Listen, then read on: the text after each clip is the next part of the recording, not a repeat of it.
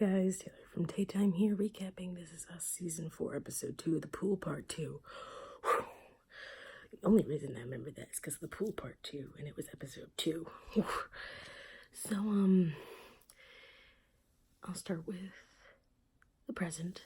Kevin was wrapping up an M. Night Shyamalan film, and he ends up, he's having a little bit of an issue with, because he wants to stay with Kate to be with the baby and XYZ and help out, and he gets an offer for a movie in Chicago, and then at the end you find out that he goes to see Nikki.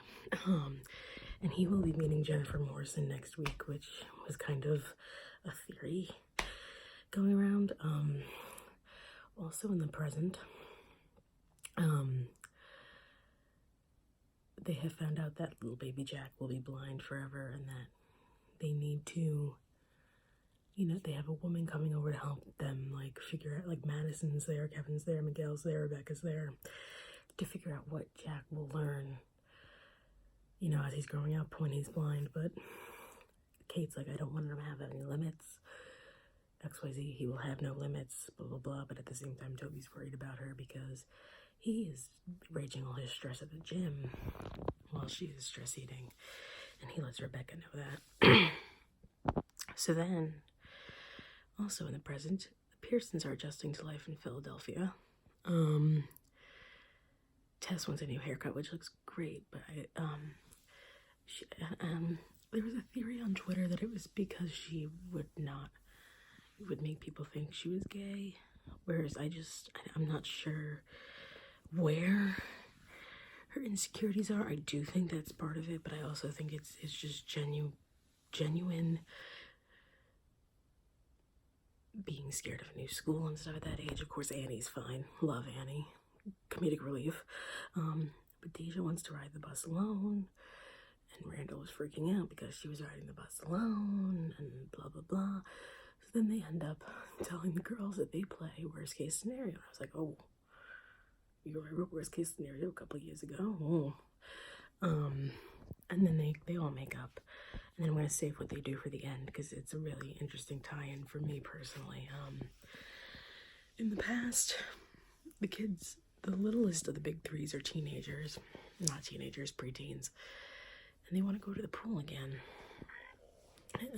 Jack and Rebecca. And all this chaos just comes unleashed. Who doesn't want to go for this reason? Who doesn't want to go for that reason?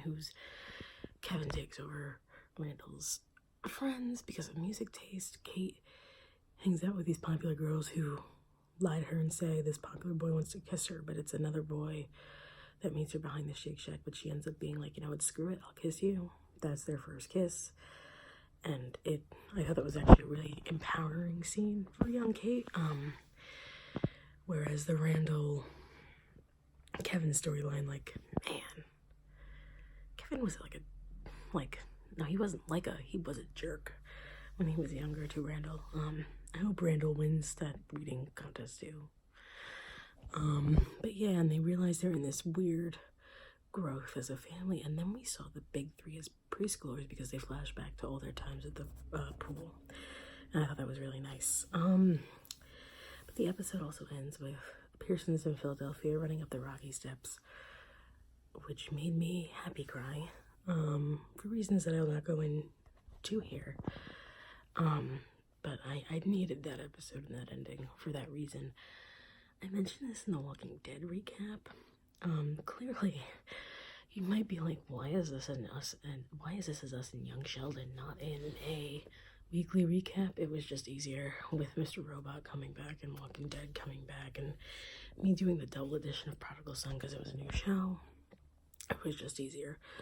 So, let me know what you guys thought down below. Please like and subscribe, and have a good one, guys.